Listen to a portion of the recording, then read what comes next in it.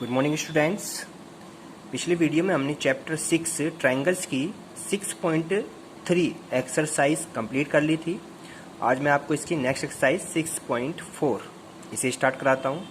चलिए स्टार्ट करते हैं। फर्स्ट क्वेश्चन अपनी बुक्स में ध्यान से देखेंगे, क्वेश्चन आपको तभी क्लियर होगा। ठीक है, क्वेश्चन है, मान लीजिए एक त्रिभुज ABC है। त्रिभुज ABC समरूप है त्रिभुज DEF के। मान लीजिए कह रहा है ये एक त्रिभुज ABC समरूप है त्रिभुज DEF के तथा इनके क्षेत्रफल, यानी त्रिभुज ABC का क्षेत्रफल तो दिया हुआ है कितना इसने बच्चों 64 वर्ग सेंटीमीटर, और त्रिभुज DEF का जो क्षेत्रफल दिया हुआ है वो कितना दे रखा है 121 वर्ग सेंटीमीटर है, तथा इसमें एक भुजा दे रखी है EF का मान दिया हुआ है 15.4 सेंटीमीटर।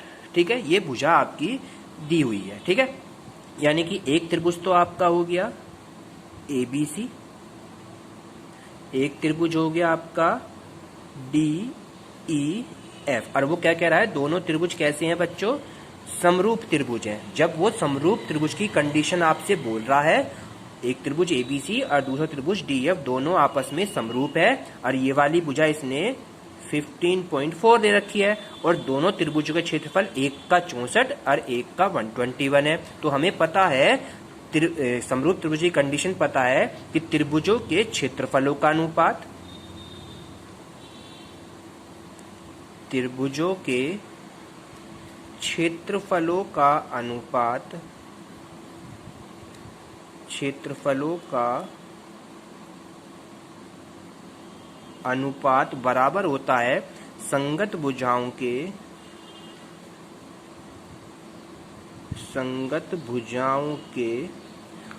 वर्गों के अनुपात के बराबर।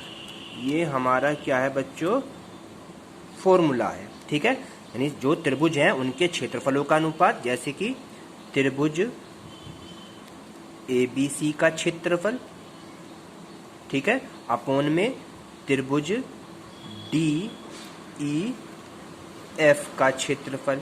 ये तो हो गया दोनों के अनुपात का क्षेत्रफल त्रिभुजों के। अब भुजाओं का वर्गों का अनुपात, भुजा कौन सी, एक तो है BC, क्योंकि हमें ये क्या कह रहा है भुजा BC ज्ञात करने के लिए कह रहा है, तो भुजा BC का, यानी कि क्या लिखेंगे BC का स्क्वायर अपोन में भुजा EF का स्क्वायर। जोन सी भुजा हमने फाइंड करने के लिए कह रहा वही भुजा हम बटे में रख देते हैं। इस भुजा का मान दिया होता और इसको ज्ञात कहता तो इन दोनों में बटे रखते, इसको कहता इन दोनों को बटे करते, इसको कह रहा है इन दोनों को बटे कर रहे हैं। अब ये हमारा फॉर्मूला हो गया त्रिभुज के क्षेत्रफल के और भुजाओं के अनुपात में। अब त्रिभुज ABC का क्षेत्रफल कितना है 64, नीचे वाले का 121 है, BC का स्क्वायर, यानी BC हमें फाइंड करना है ये एज इट इज, और EF हमें कितना दिया हुआ है 15.4 दिया हुआ है। तो 15.4 का क्या हो जाएगा बच्चों, यहाँ पर स्क्वायर हो जाएगा। 15.4 का क्या हो गया, स्क्वायर हो जाता है। अब देखिए दोनों नंबर का स्क्वायर है, दोनों नंबर का स्क्वायर हटाएंगे तो इधर वाले नंबर क्या हो जाएगा, अंडर रूट चढ़ जाएगा। दोनों के स्क्वायर को जब हटाएंगे तो इधर वाले नंबर क्या हो जाएगा, अंडर रूट चढ़ जाएगा, यानी कि 121 बटे इसका अंडर रूट, तो ऊपर वाले नंबर यानी BC और अपोन में कितना हो गया 15.4 हो गया, क्योंकि दोनों के स्क्वायर हटाते हैं तो दूसरे नंबर का अंडर रूट चढ़ जाता है। 64 का अंडर रूट कितना होता है 8, और 121 का कितना होता है 11, और यहाँ पर ओनली BC, और ये हो गया 15.4। हमें BC फाइंड करना है, 15.4 की इधर मल्टीप्लाई हो जाएगी, तो BC इज इक्वल टू जो निकल के आएगा ये 8 की इधर मल्टीप्लाई होगी, 8 मल्टीप्लाई हो 15.4 और अपोन में 11 एज इट इज है।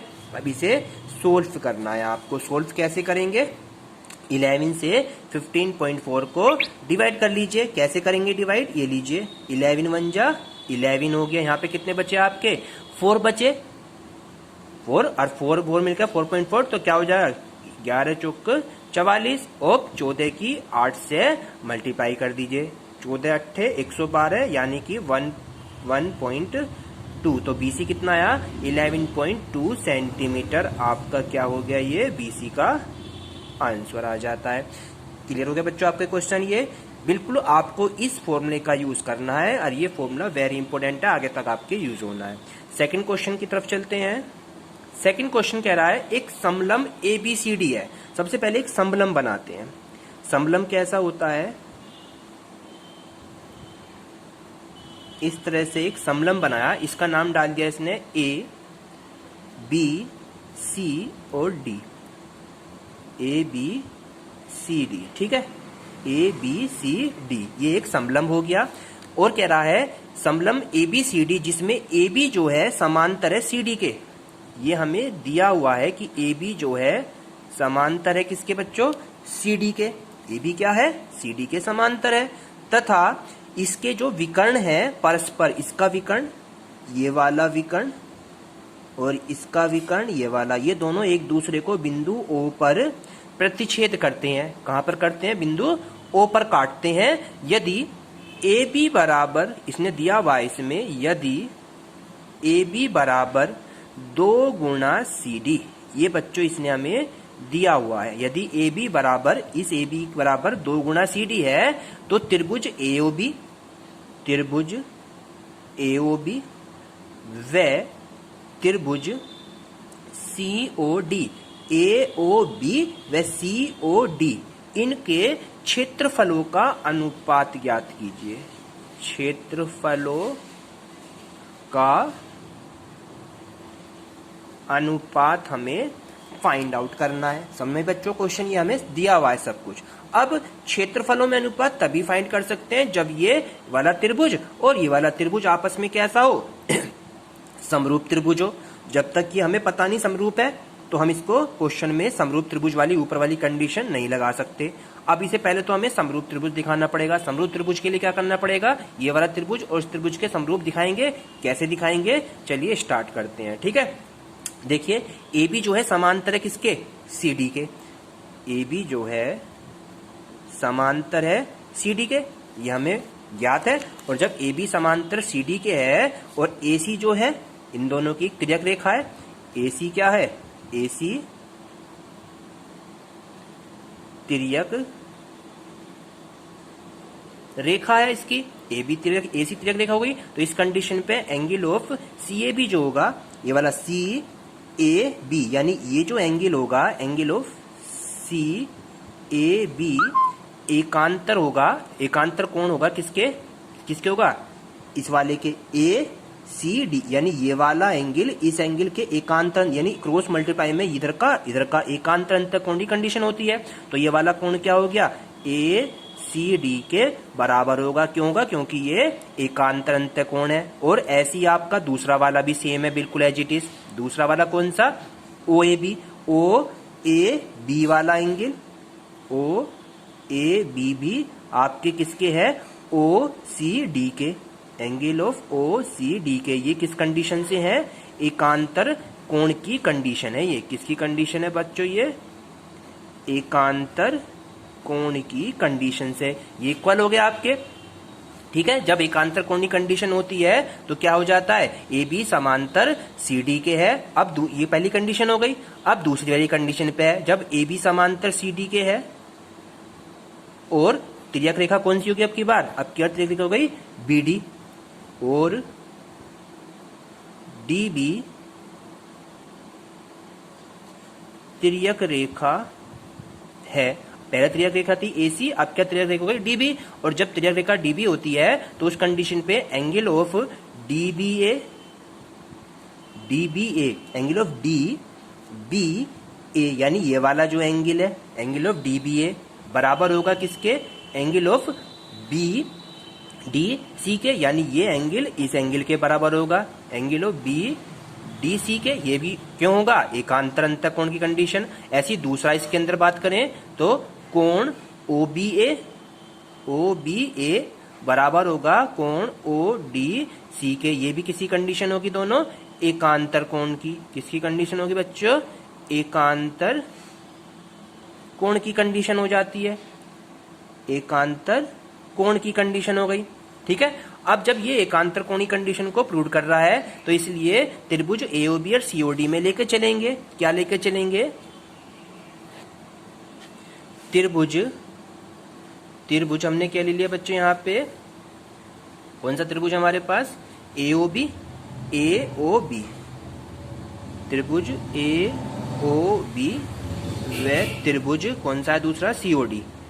त्रिभुज इस सीओडी को समरूप कर देंगे तो हमारे ये वाला फॉर्मूला लगाने से हमारा आंसर फाइंड हो जाएगा। ठीक है, चलिए कोण ओ ए बी जो है बराबर है angle of O C D के।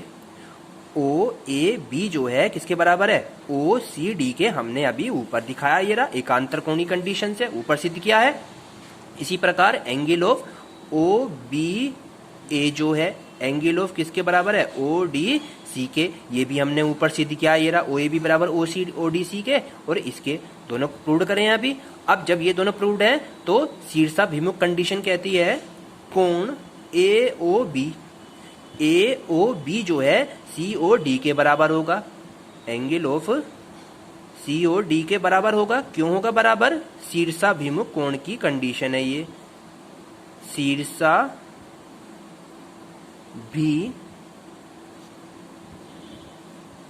शीर्षाभिमुख कोण, वर्टिकली अपोजिट एंगल की कंडीशन है ये शीर्षाभिमुख कोण। ठीक है बच्चों, तो इसलिए त्रिभुज ओ ए बी जो होगा वो समरूप होगा त्रिभुज ओ सी डी के। एक तो ये वेरीफाई हो गया, और जब ये वेरीफाई हो जाएगा तो आपका फॉर्मूला हम अब ये वाला लगा देंगे बिल्कुल सेम इसमें भी, तो आपका आंसर आ जाएगा। आप क्या लिखेंगे? इसलिए त्रिभुज ए ओ बी का क्षेत्रफल, ए ओ बी का क्षेत्रफल बटे में होगा त्रिभुज सी ओ डी का क्षेत्रफल। सी ओ डी का क्षेत्रफल बराबर कौन सी भुजा हो गई? ए बी वाली भुजा बटे में सी डी वाली भुजा, यानी कि ए बी का स्क्वायर बटे में सी डी का स्क्वायर। और ए बी भुजा जो है किसके बराबर है बच्चों? ए बी भुजा दे रखी है 2 गुना सी डी के, तो इस ए बी की जगह देंगे 2 सी डी और इसका हो रहा है स्क्वायर, और नीचे वाला सी डी का स्क्वायर एज इट इज। 2 का स्क्वायर कितना होता है बच्चों? 4, और सी डी का स्क्वायर एज इट इज, और नीचे वाला सी डी का square as it is. C D के स्क्वायर से सी डी का स्क्वायर कट गया, 1 आ गया, ऊपर ओनली 4 नीचे 1, तो आपका जो अनुपात आया कितना है बच्चों यहाँ पे? 4:1। यही आपका आंसर हो जाता है इसका। क्लियर हो गया बच्चों आपके? तो ये आपका सेकंड क्वेश्चन है। इजी है, कोई टिपिकल नहीं है। पहले हमें इसे समरूप दिखाना पड़ेगा। समरूप के लिए एंगल ऑफ इसको, ये एकांतर कोण हो गए दोनों, ऐसी ये दोनों एकांतर कोण हो गए। जब एकांतर कोण होते हैं उसके बाद त्रिभुज की बात करेंगे तो ये वाला एकांतर कोण ने सिद्ध करा है, ये वाला भी एकांतर सिद्ध करा है। जब एकांतर सिद्ध हो जाते हैं और शीर्षाभिमुख बराबर है तो उस कंडीशन में ये वाला त्रिभुज इस त्रिभुज के क्या होगा? आपस में समरूप होगा। और जब समरूप हो जाएगा तो समरूप की कंडीशन होती है इस त्रिभुज क्षेत्रफल बटे इस त्रिभुज क्षेत्रफल बराबर में ये भुजा बटे में इस भुजा का स्क्वायर, और इस भुजा का दे रखा 2 गुना सी डी, ये दिया हुआ है। यहाँ पुट करा और इसको सोल्व किया, आंसर आ गया 4:1। ये आपका सेकंड क्वेश्चन भी हो जाता है। क्वेश्चन नंबर 3 आपको बिल्कुल सेम एज इट इज करना है। अब क्वेश्चन नंबर नेक्स्ट चलते हैं, 4th क्वेश्चन। बिल्कुल 4th question as it is जैसे मैंने अभी प्रूव किया है बिल्कुल ऐसे ही प्रूव करना है अब समरूप त्रिभुज में। और इसके आज मैं आपको 5 क्वेश्चन तक देखता हूँ होते हैं। ठीक है, क्वेश्चन नंबर 4th है, 2 समरूप त्रिभुज है। क्या है बच्चों आपके? 2 समरूप त्रिभुज हैं। एक तो है आपका त्रिभुज ए बी और सी, ठीक है। एक त्रिभुज है दूसरा डी ई और एफ। 2 समरूप त्रिभुज दिए हुए हैं। कह रहा 2 समरूप त्रिभुजों के क्षेत्रफल बराबर हो तो सिद्ध कीजिए कि वे सर्वांगसम हो गए। यानी ए बी सी जो होगा त्रिभुज, हमें सिद्ध क्या करना भी मैं लिख दूंगा यहाँ पे। सबसे पहले दिया क्या है, सबसे पहले हम लिखेंगे दिया क्या है। दिया है हमें त्रिभुज ए बी सी व त्रिभुज डी ई एफ। त्रिभुज DEF क्या है, समरूप है, ठीक है। और त्रिभुज ABC का जो क्षेत्रफल है, त्रिभुज ABC का क्षेत्रफल बराबर है, त्रिभुज ABC का क्षेत्रफल बराबर है त्रिभुज DEF के क्षेत्रफल के। ये हमें दिया हुआ है। और सिद्ध क्या करना है बच्चों, हमें इसमें सिद्ध करना क्या है, सिद्ध क्या करना है इसमें कि त्रिभुज ABC जो है सर्वांशम होगा, क्या होगा बच्चों, सर्वांशम होगा त्रिभुज DEF के। ये हमें प्रूव करना, ये सर्वांशम की कंडीशन है। अब उत्पत्ति कैसे करेंगे इसकी, उत्पत्ति पे आ जाते हैं। उत्पत्ति कैसे करेंगे, क्योंकि हमें पता है कि त्रिभुजों के क्षेत्रफलों का जो अनुपात होता है वो संगत भुजाओं के वर्गों के योग अनुपात के बराबर होता है। यानी कि त्रिभुज ABC का जो क्षेत्रफल होगा वो अपोन में होगा त्रिभुज DEF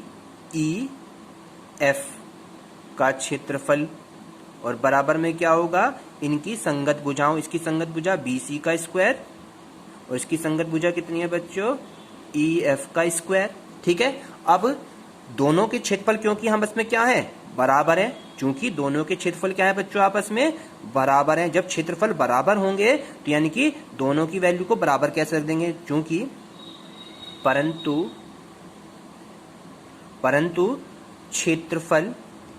क्षेत्रफल त्रिभुज ABC का जो है बराबर है क्षेत्रफल त्रिभुज किसका, DEF के। दोनों के क्षेत्रफल आपस में बराबर है तो दोनों को बराबर रखेंगे तो इनकी वैल्यू क्या आ जाएगी, दोनों की वैल्यू 1 हो जाएगी, क्योंकि दोनों आपस में बराबर है तो दोनों को सेम लिख दिए। चलिए ABC का क्षेत्रफल ऐसे लिख लीजिए यहाँ पे, और नीचे वाले का भी क्या हो गया, ये भी ABC लिख दीजिए क्योंकि दोनों बराबर हो गए।